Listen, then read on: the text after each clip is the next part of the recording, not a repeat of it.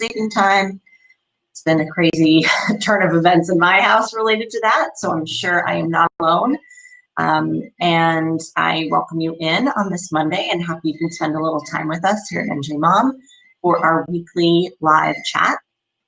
It's going to be a really great one tonight, and one that I think so many of you will find so helpful and useful, because we're going to talk all about virtual learning, and that is the reality for so many right now. So before I jump into all of that, a quick hello from me, and please give us a quick hello in the comments. I would love to hear a little bit about you, and if you are a new follower, or if you've joined us before, how old your kids are. Tell us a little bit about how it's going in your world as a mom this week. Love to hear. As I do that, wait for you guys to kind of tell me a little bit about who you are and just what's going on in your family.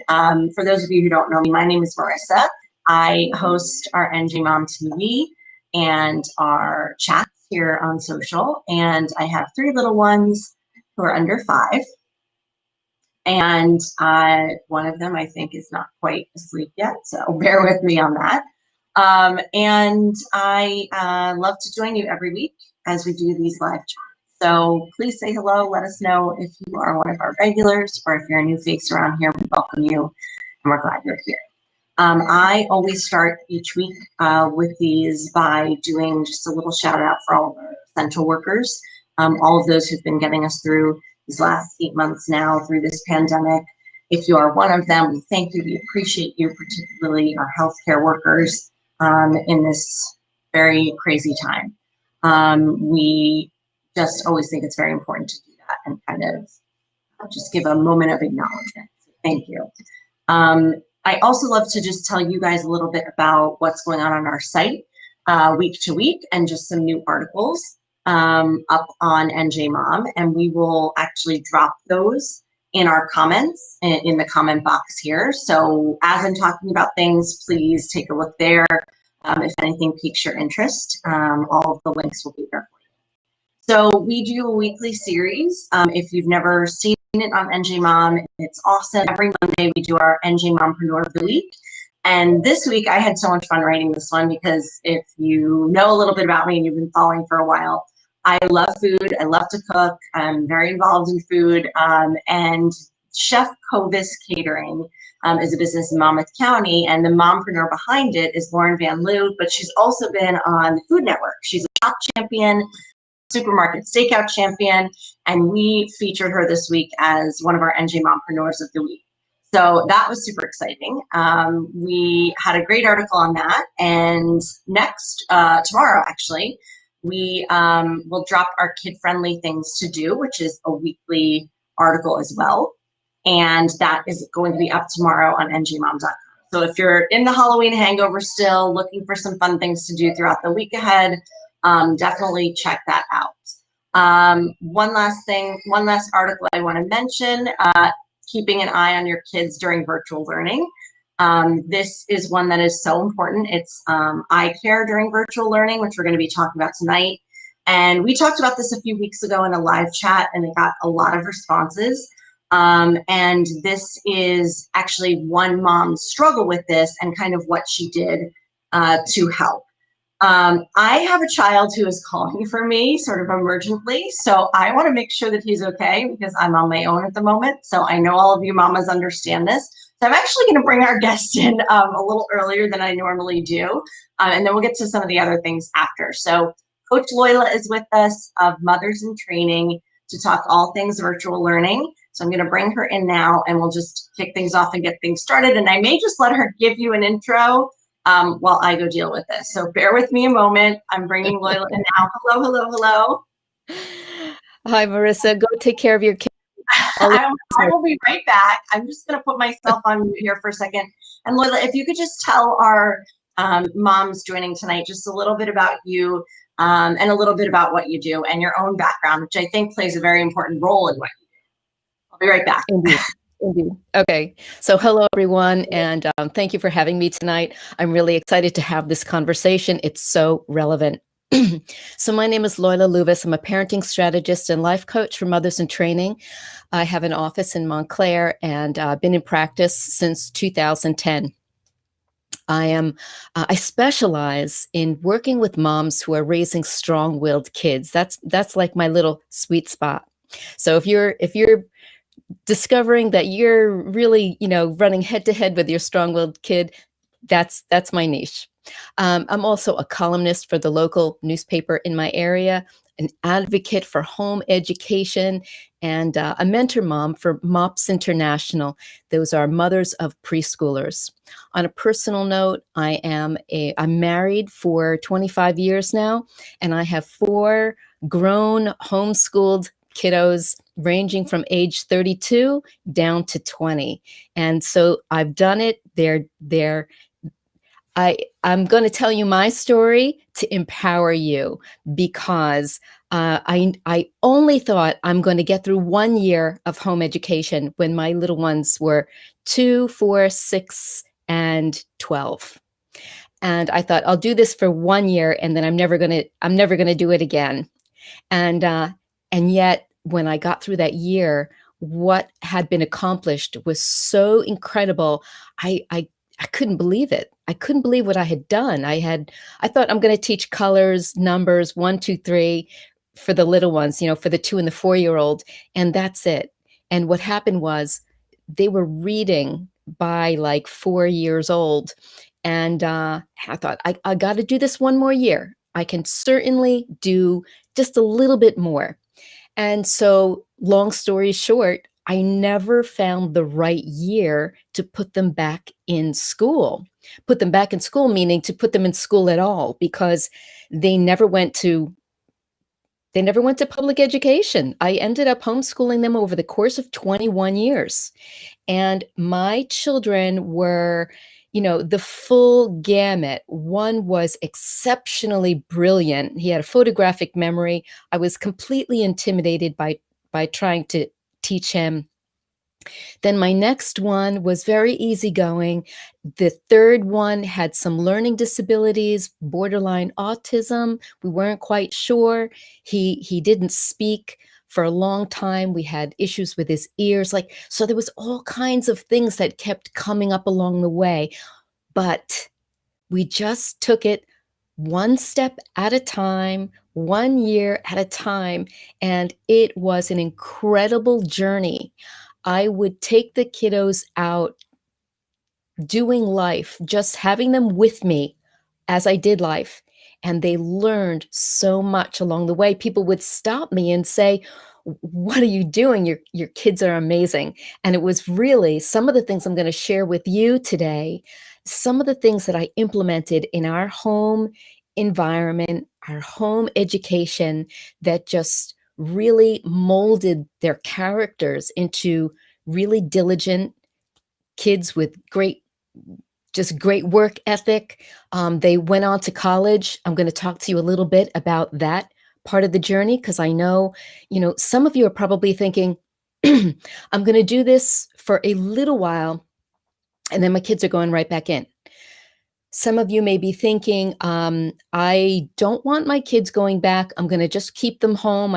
Maybe I don't, you don't want them wearing masks all day. There's so many different situations going on. And so we'll talk about what does it look like when you're just going to be homeschooling for a little while until things get back on track, or if you decided that you're going to keep the kiddos home and wondering, what does the long journey look like, and will my kids make it into college, and will they be successful? So those are just a little teaser of some of the things I anticipate we'll talk about today. I know so many people will have so many questions. Thank you for bearing with me as I juggled my kids for a minute. Everybody's fine. But Loyla, I know you got a chance to really tell everybody a little bit about your own personal story and how that has really shaped your vision of what so many parents are kind of undertaking right now. I do want to point out, even those who are homeschooling and not following, maybe the school curriculum, there aren't as many options right now to be taking our kids out, experiencing things as a traditional homeschooling family typically does. And I've heard that from my own friends who homeschool their kids. So we're going to dive into all of this. As you said, there's so much to cover here, and I just want to make sure that all of our moms watching feel free to ask questions for Loyla as we talk about this. If you have specific angles to kind of approach, please share those with us. I can tell you, Loyla, just from talking with our NG Mom community and our poll that we did this week, one of the main things that moms are really struggling with for younger kids is keeping them focused. And this is something we've been hearing about a lot. Also depends on the child. I mean, we can even have some older kids who have that difficulty. So what are you hearing from your clients about that, and what are you advising them on how to start? There's so much to be said on this matter. I just heard from a mom today. She called me up. She was just frantic. I had when COVID first hit and things were kind of in an uproar. It must have been around March. I reached out to my Facebook communities, my mom groups, and I said, listen, if you have any questions about home education, let me know. I'm happy to help you.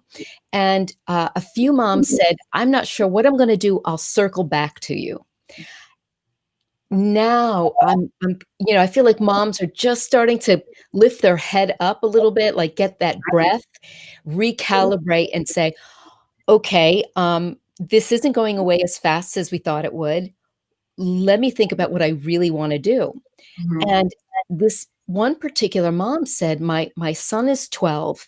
He's not doing well. He doesn't like being in front of a screen. He's got no textbooks. He's used to using a textbook, and he's really like failing, and he thinks he's dumb. He thinks he's stupid, and it's beginning to wear on his psyche. Right. And so she just wants to grab some textbooks and get him busy. And so what I shared with her and what I want to share with you, regardless of the age of your child, the most important thing right now is that we all kind of take a deep breath and know it's going to be okay. It's really going to work out. There are no crazy expectations on any of our children. Mm-hmm. The most important thing is that they feel well held, that they know, don't panic, we're going to get through this. Don't try and master topics that the kids are not grasping, because it only leaves them feeling like they're stupid and a failure. So, mom, maybe your child is thriving in this environment, but if your child is not, it's like to try and keep new information when they're not grasping the information they're currently getting. It's like trying to shove food down someone's throat. Right. It's impulsive. Who wants to learn under those conditions? So tap into where your child really is and give them those little wins. Help them get those little wins. So if you have to tweak the learning, so maybe maybe your child doesn't do well on the internet or on a computer, then step back and get them some books. Maybe your child is really active and they have a hard time staying still. Let them stand up and jog in place while they're watching. Be creative. Maybe they have to just like be bouncing a ball, right? There's a lot of ADD, ADHD. Be creative and really think outside the box so that your child really is excited about this time instead of frightened by this time. Mm-hmm. Yeah, I mean, I think that so many kids are having those challenges. We've heard a lot over these past several months about the importance of taking breaks and, really using those breaks and many of the school districts have those scheduled in, but it's really taking advantage and kind of what to do with those that makes a difference. One of the other things that a lot of moms have asked about and have had challenges with is juggling multiple children. So, and you know, you're well versed in that as a mom of four yourself, but a little different when there is a schedule involved. So there's online classes they need to attend at different times. This one has it at this time, this one has it, you know, and keeping everybody on track for that, it's stressful for moms. So any tips there on how to sort of ease that burden a little bit? Yeah. So, you know, I've heard various stories. I have one mom friend who's got 6 kids, and the teacher has a schedule for her class, her students, and yet that schedule does not take into account the fact that this mom has 6 children and those schedules don't line up, and there's no way she can make that work, right? So you're the only one that knows your circumstances, Mhm. right? You it's going to be on up to you to create a schedule that creates peace and sanity and conducive to learning. So early on, I created a scheduler, a family scheduler. So I know this doesn't speak to specifically to your question, Marissa, about, you know, you're given a schedule. How is everybody supposed to make that schedule work? My answer is sometimes you can't, Right. right? Sometimes you can't. Let Mhm. me share with you a story of what I did when my kids were little and then kind of bring it forward and see if we can find some application here. Because I want to illustrate a concept. So when my kids were little, 2, 4, 6, and the older one was 12 or 13 around that time, I had little clipboards, little clipboards just like this one, right? Mhm. And I had one clipboard for each child, and I would map out the day, hour by hour, Monday through Friday, hour by hour. And I would, first of all, children learn best in the morning. That's when they're best thinking energy. Mhm. They're more open to new concepts and processing in the morning. So I would put their most challenging subjects in the first half of the day or the Mhm. first third of the day.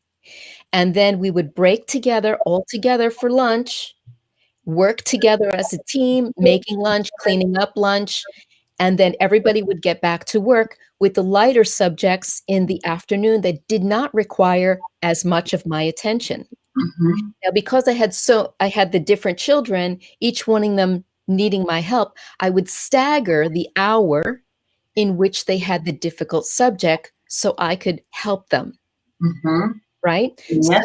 Yes. So I would go from one child who maybe struggled with math, he would get me from 8 till 9. Right.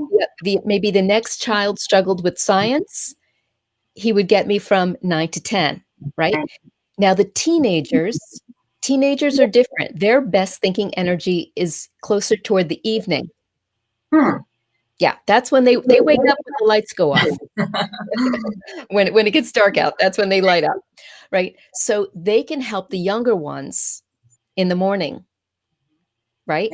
Be so that's how you orchestrate your family to create a rhythm where everybody's doing something that's helpful. So the older ones help the younger ones. You stagger the subjects so that you don't have 2 children struggling and needing you at the same time. You have everybody kind of break together at the same time. It keeps everybody connected and Right. working together because not only do you have academics, you also have life, just Oh, like right. you. Well, that was what I was going to bring up too. You know, so many parents are also working themselves from home while doing all of this. So some of these things may not be practical for many families who, and some families are working outside of the home while also having to fit in teaching their kids. I mean, it is just such an unusual circumstance. So what have you found in working with your clients in that aspect? And I like what you said earlier about sometimes the schedule can't work. So if that's the case, what are the alternatives? Like, what would you advise a mom? Do you go to the teacher and say, is there something else we can work out? Or how can we best advocate to kind of get in these rhythms for our families and for our Yeah, rhythm, systems, routines are the most number one important piece here, right? Because this is the thing. Kids are going to learn, everybody's going to learn, and learning is a lifetime skill. It's right. So we're all thinking, oh my gosh, I've got to, how do I keep my kids on par, getting those A's and those B's and digesting all this information. It's a lot of pressure at a time when everybody's dealing with things they never anticipated. And when emotions are high, the ability to process is reduced, right? So in terms of what you can, how do you navigate this with a teacher? Of course, teachers are trying to figure this all out on the fly too. Yeah, of course. And they're exhausted and they don't have all the answers. Their teachers are suggesting you get tutors, I have plenty of friends who have tutoring services and they are working like crazy trying to meet the needs of children. And they are saying, what I'm hearing from the tutors is that it is difficult to teach a child across the screen. They're distracted. They, their eyes hurt. They want to move around. So the question is, and this differs from state to state, from district to district, from teacher to teacher. There's no one size fits all here. But can you say to the teacher, listen, my child is not thriving on the virtual, in this virtual class on this particular subject. Is it okay if we take a textbook and work one-on-one, right? Either with a tutor one-on-one or with mom or dad one-on-one. But my point is, some kids are auditory, some kids are visual, some kids are kinetic, and if you can cater to your child's learning style, it's a win for everybody, because at the end of the day, we just want to make sure these kids learn. Right. We want the child to be the winner. Yeah. So. Yeah. Right. And we don't want them walking away from this time thinking that they're stupid when they're so not. They're kids are so smart if they just get what they need. Yeah, I think that's a great point. And then what would you suggest in terms of like the setup in the home? That's been something that's come up a lot in setting our kids up for success with the virtual at-home learning. Desks were flying off the shelves and, well, off the Amazon shelves anyway, as we, entered September. And I think many moms, at least ones I've heard from, are still kind of struggling with, is this the best setup in my home for everybody to do well with this? Yeah, great question. Because what I saw people make what I think is a mistake, which is I saw people trying to recreate this classroom at home.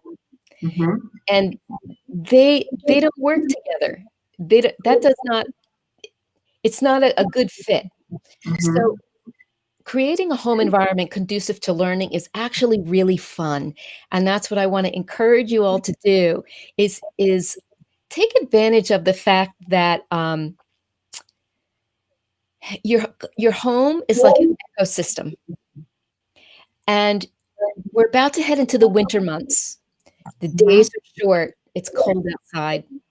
The weather is not always conducive to getting out. And sometimes, like you said earlier, Marissa, we can't go as many places as we used to go before. So how can we turn our homes into these little oases? And I see some comments here, and I'm going to answer them as soon as I would love to answer them as soon as I finish answering your question about home. Have you ever gone to the gym? And it's typically just one big room, but there's a circuit. So maybe you come in and you start on the elliptical bike for a little bit, time is up and you move to the weights, Yeah. right? Then you move to, you can make home the same way. You can set up little cubby areas where a particular activity only happens in that area. Mhm. And so you create like a brand new environment, like a little pod. Right. And so maybe for a little child, right, you have a little bean bag and you've got a lot of little books, easy reading books that are eye level that your child can just pull right off that little shelf and sit down. And maybe they've got their teddy bears there, or, like, little apple slices or something that just makes it feel so cozy to just sit down and want to be in that space, right? And then when the time is up, for little children, the time is very short, 20 minutes. Mhm. 20 minutes per. I don't think I answered your question earlier about teaching young ones. They do not need a lot of time at all. Mhm. So maybe 20 minutes in one area for reading, and then maybe they move to a different little cubby area that's for math. And Mhm. maybe you've got little, depending on their age, blocks or marbles or straws, and you make learning how to count and how to, whatever the curriculum is, right? So what I'm saying is that there is a way to reinforce whatever they're learning from the school or from a textbook Mhm. and make it come alive within that little cubby space. Mhm. And they can move from space to space, and then the house never feels so claustrophobic, Mhm. right?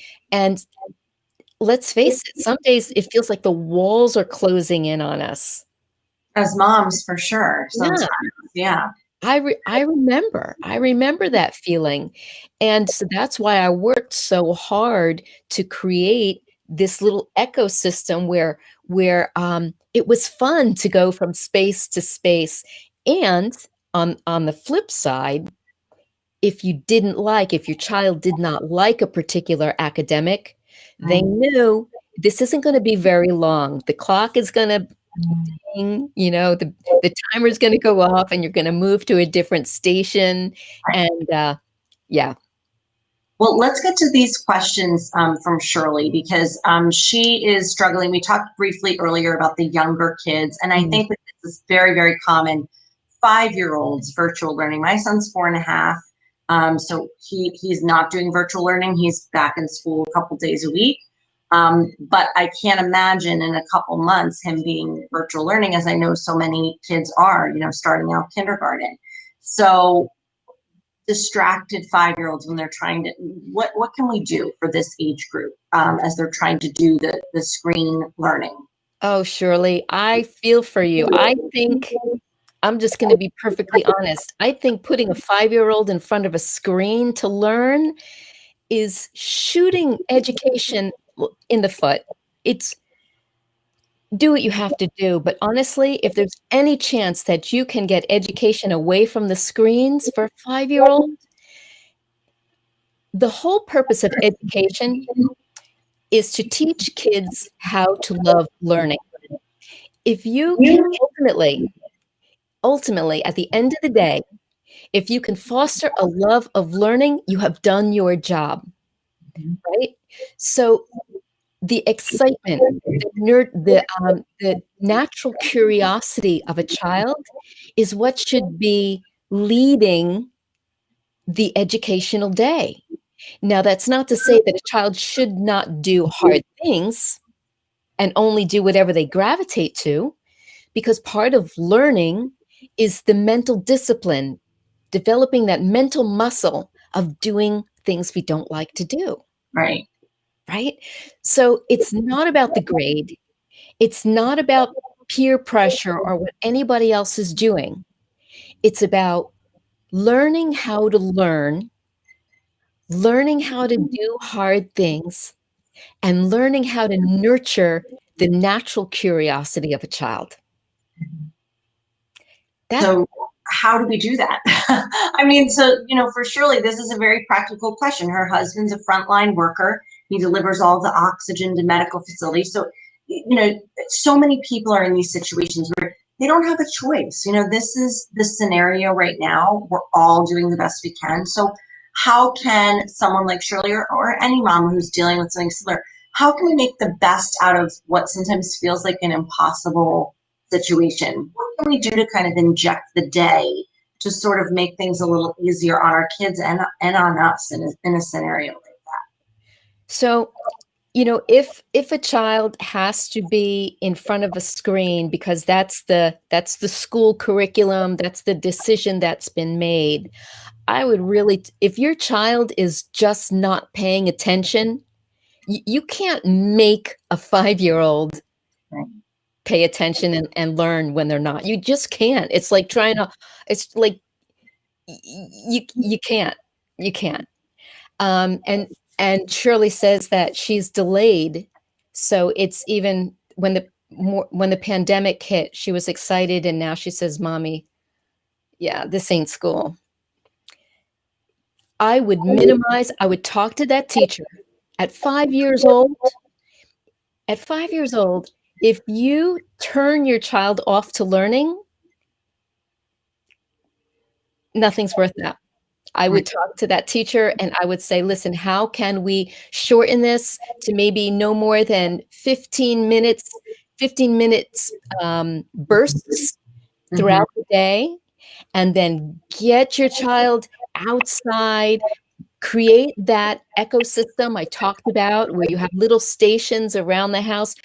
Any child is going to love, love, love learning in these little unique, exciting, hands-on, colorful, creative spaces.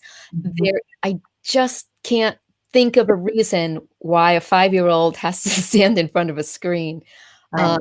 So the teacher thinks that your daughter has a problem.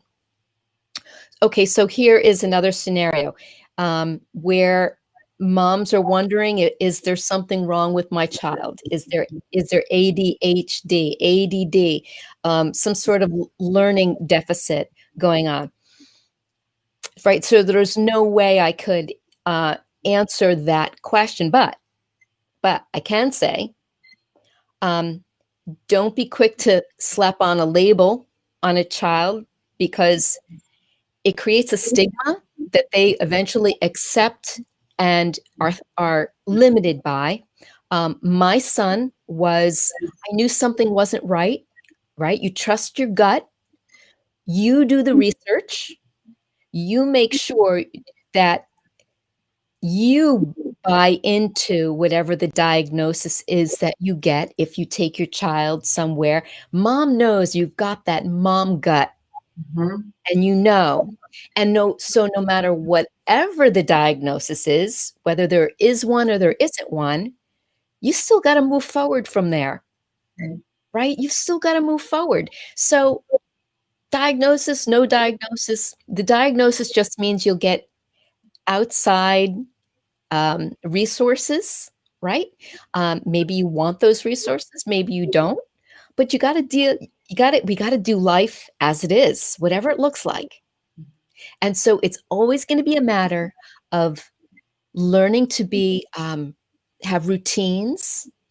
Children, the brain craves predictability.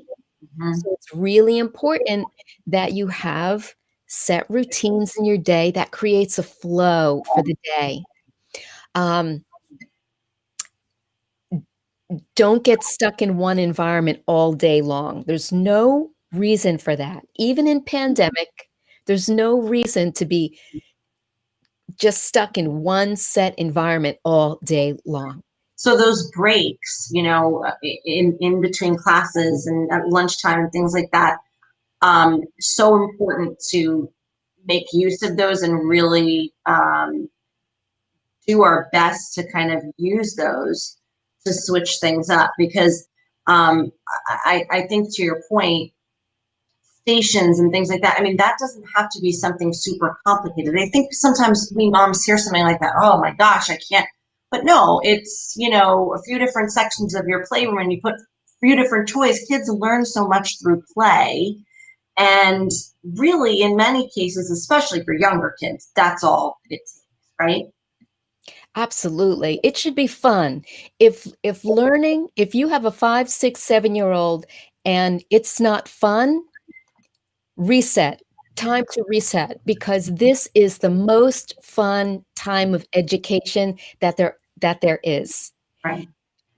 Yeah, Shirley has a very good point. I could see a 5-year-old doing paperwork, but not a Chromebook where she has to mute and unmute herself. I mean, many kids at 5 are just really starting to learn how to read. So that is, I think, a difficult scenario. Emily wants to know, should you always get a second opinion? Listen, if it doesn't make sense to you, if it doesn't sit squarely in your gut, absolutely, absolutely. If you have a hunch about something and you take your child for, uh, for further exploration, and the professional confirms your hunch, well, then you don't need a second opinion. It makes sense to you. It's a good fit, right? But either way, diagnosis, no diagnosis, you still got to come home. You still got to come home and do morning chores, Mhm. eat meals together, clean up the house, maintain schedules. Like, that's not going away, no matter what the scenario is. So all I'm saying is we actually have a very unique opportunity right now during this COVID season to get a handle on things we were too busy to deal with, maybe too busy to deal with before. That's such a good point. Maybe we're able to see things now. With us, oh, I'm sorry, I think we got a little delay there, Loyla. Are you still with me? Okay. Yeah, I'm here. We have Nicole with us. Oh, good. Okay. Nicole joins us weekly, typically for our chats, and she brought up a good point because she's doing virtual therapy with her son, 6 sessions a week, and he's, I think, 2, Nicole, correct me if I'm wrong. So he's very little. And they take breaks with him. He says, we take a lap, and he runs around after a task. So it's really just building those in and making sure to change it up during those breaks, I think has been very helpful for most moms I know who are doing something virtually like that. Yeah, so I think you and I have a little bit of a delay here in the audio. But was there a question there? I'm not sure if I got your question. No, just saying, I just thought that was a good point she brought up, that the virtual learning breaks or anything you're doing virtual is really making sure to stick to those breaks and move during those breaks and kind of get outside of the box and a little bit and really take advantage of those. It's very important for the kids. Yeah, and it's really and it's really important for kids to not just spend their whole entire day doing academics, but break it up with household things. Even working together in the house doing chores is still a nice break from schoolwork. So, if you're thinking, well, it has to be all play when we take breaks, or it has to be,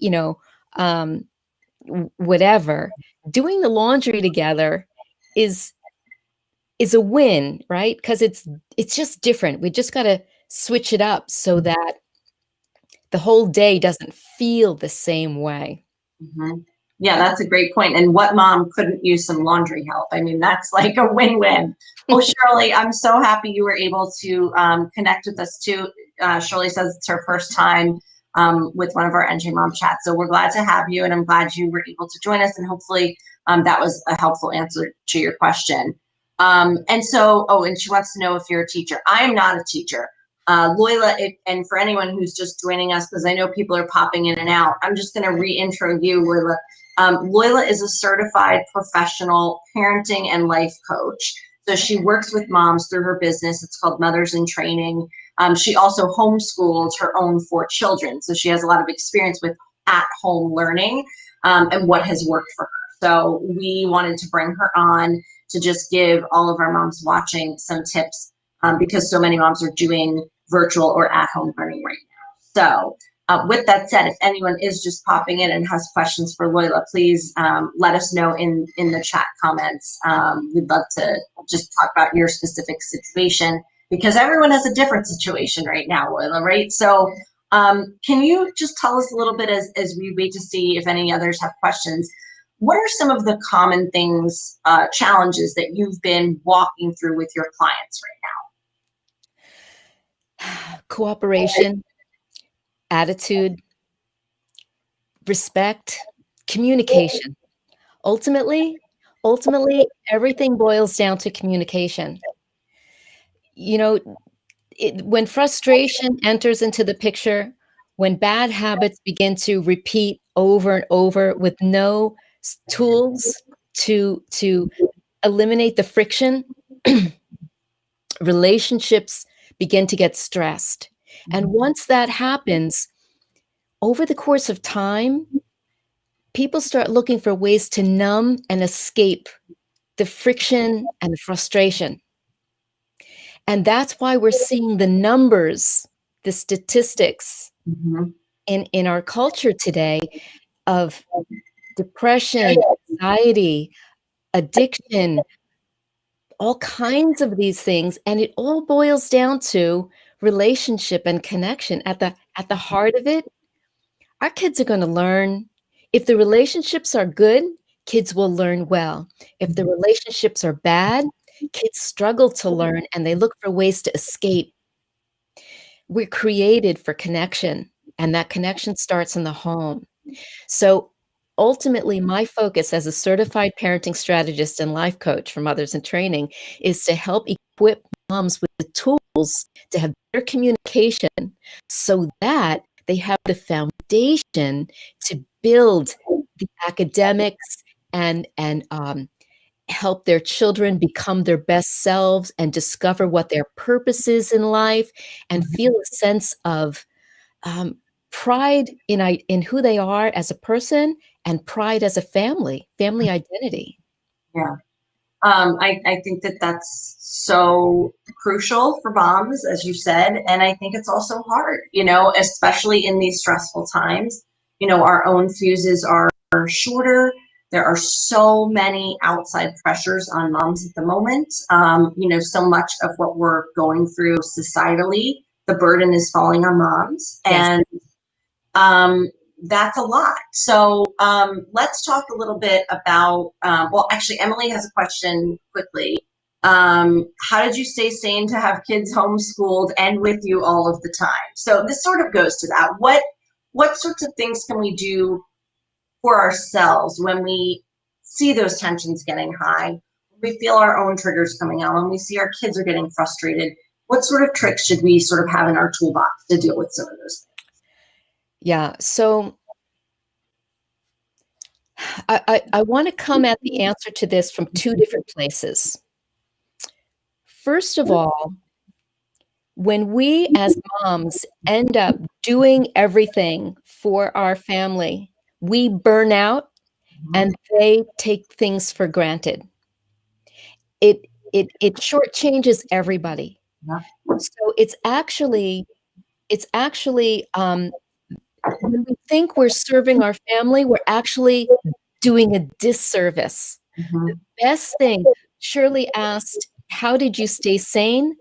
I stayed sane, Shirley. When I came home from the hospital with my fourth child, I had a newborn, 2-year-old, 4-year-old, and a preteen, and my husband had his own business, and the finances were a wreck.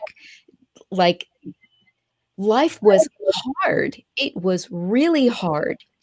And that forced me to say, you know what, guys? I can't do this alone. To work as a team, where I would get a little stool, Shirley, and put it next to the washing machine. And my 4-year-old would climb up on that stool and barely reach the little knobs. But we high-fived each other, and by the time he was 5, 6, I was not doing his laundry. That's amazing. So you know what that meant? That meant that everybody was doing their own laundry. If the 5-year-old can do their own laundry, my husband did his own laundry. My 13-year-old did his own laundry. I really got everybody on a system because I did not want to be a burnt out, angry, mean, stressed out mom by the time I was, 45 years old. I looked forward and I saw those moms. I saw how unhappy they were. And I thought, that's not the mom journey. That's not what it's supposed to be. When you become a mom for the first time, don't you have these incredible dreams of what motherhood is gonna look like and the relationships you're gonna have with your child? That's there for you. That's supposed to be that's not a pipe dream. That's a reality that can happen, but there are strategic steps that need to be put into place in order for that to happen. And it has everything to do with making decisions today that have long-term benefit. It's a very strategic way of thinking. And unfortunately, what happens is we get so tired and so overwhelmed and so stressed out, we don't have the mental energy to think strategically. We're just trying to get by, especially right now. Just trying to get through the day. And it's a self-sabotaging spiral, right? So can you stop the spiral, right? That's the question. Because if we just keep making decisions just to get us through the day, we never get out of the rut. Right. So simplify. This is one of the first primary things to do is simplify. Let a lot of things go. You don't have to have spotless floors. You don't have to have a brand new meal, fresh meal made every single day. Cooking big batches. Let the kids sit when they take their breaks, sit and cut vegetables if they're old enough to handle tools. Right.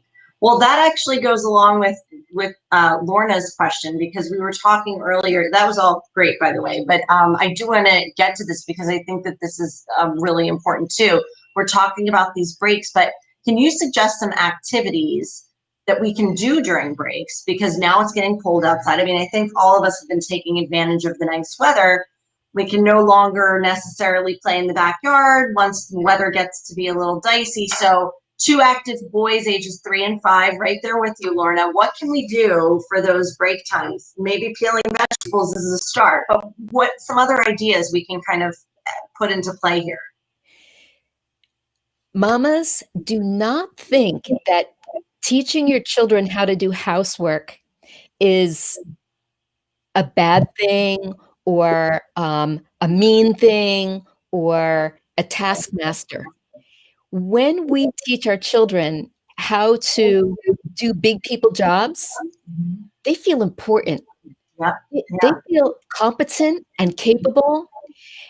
And when you teach them to do things that their peers don't do, it makes them look at you, Mom, and say, wow, you taught me well.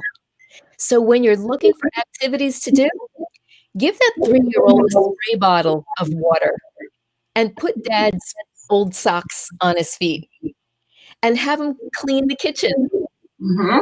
They will have so much fun. Maybe the floor gets a little clean, maybe it doesn't, but that's not the point. The point is you trusted them to go through the motions of doing a big people job. My boys loved the spray bottle. They're obsessed with it. Every time I get it out, they want to do that. And my floors are looking pretty dusty today. So tomorrow, when we're all looking for something to do, I'm going to do that. I never thought of that. And put on the socks, let them go around. I mean, that's great. Absolutely. Let them fluff the pillows. Let them set the table. Whatever, let them help you take the dirty laundry down and throw it. Play a game, throwing it into the washing machine. Make household life fun. It Mhm. serves two purposes, right? You're with your child, you're connecting in a fun way, and you're getting things done while you teach them. Right. For the mom who thinks she always has to create something like, you know, going somewhere or buying something, it feeds it feeds the beast in a child. It makes them always want something more. What else are you gonna do for me? Oh, I'm looking at Shirley's comment here. She says, "I cry every day because it's so frustrating, but she won't sit still and listen." Shirley, don't fight it. Yeah. Don't fight it. I this is my after 21 years of advocating for home education, having raised my own 4 children, and it was hard. I was not I was not a teacher. I did not do well in school. I was learning with my child at the same time. But we had the big picture approach. Let me say this to you. If you're feeling pressure to have your child learn this thing, we wanna see those concepts mastered right away, right? We're already thinking, "Am I good enough to get my child to educate my child? Is my child going to learn from the teacher through the internet?" Education doesn't happen that way. I want you to think about water. A drop of water that falls on a rock over the course of time etches away at that rock. That drip, drip, drip. It's so imperceivable, but over the course of time, it wears away at a rock. Learning is the same way. Mhm. It's just a little, little, little, each and every day, over the course of time, imperceivable, but eventually you look back and it's in your rear view mirror Mhm. that you go, "Wow, look what you did." Right. That's Yeah, that's so true. I mean, I think right now we are so focused in the immediate and just trying to make it all work and, get some semblance of routine or rhythm in the house. But we do have to remember, I think, the big picture and the long term, as you so aptly pointed out earlier, that's what we really should be planning for and making our decisions on as best as we can at this time. And yes, we're getting through the day. We're doing what we can to get through the day, but we also need to have that in the back of our head that things don't happen overnight, particularly for young. no, no, and if we try and force it or make it happen fast or make it happen in a big way, it we end up in tears. We will end up in tears. Um, there's no way to make this situation easy. It's not gonna be easy, right? But we're gonna get through it, and the goal is to get through it as well as possible, to get through it and be able to look back and say, "Wow, we did something big." I really think it's going to be moms who hold this country together in 2021, 'cause at the end of the day, it's moms who are raising children. It's not a school teacher, right? And if we're burnt out and fried and putting too much on our shoulders, we won't be able to do what we're so capable of doing. If we just take a breath, simplify. If it's not working with your child and the teacher, find a new way. Find a new way. Yeah, I mean, I think the scenario so many people are in is just trying to figure out something that will work for their families. And I think we had a lot of great tips and tidbits, and I just got a lot of ideas myself, even though I said earlier my children are not virtual learning, but I have 3 small kids who are very close in age, as you described with your own family. And the days that we are all home together, even though they're not tied to a class schedule, they all have different needs and different schedules that they're, I guess, doing on their own. I mean, they're learning different things at different paces. They have different abilities and things like that. So I got a lot of great ideas from you tonight. I want to give everyone, as we're mindful of time, just one last chance to ask any other questions of Loyla.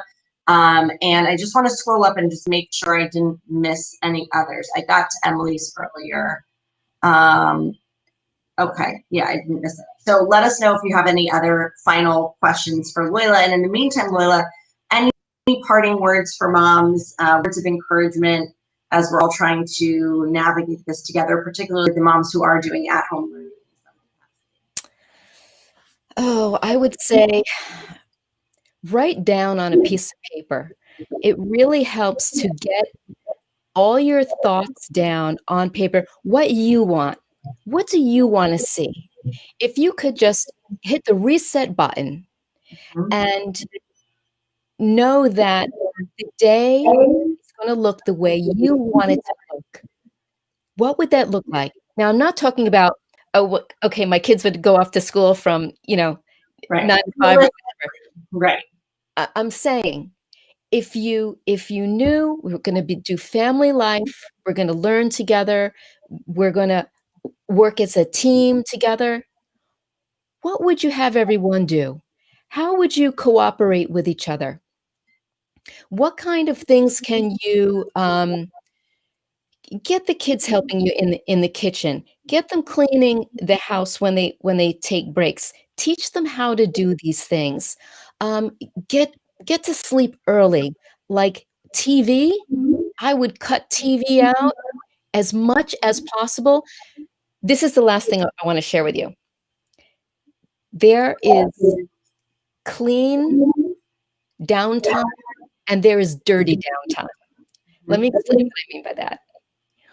When we want to take a break, sometimes we will stop and do something that's just gets us away from the work, but we don't walk away rejuvenated, refreshed, feeling revived.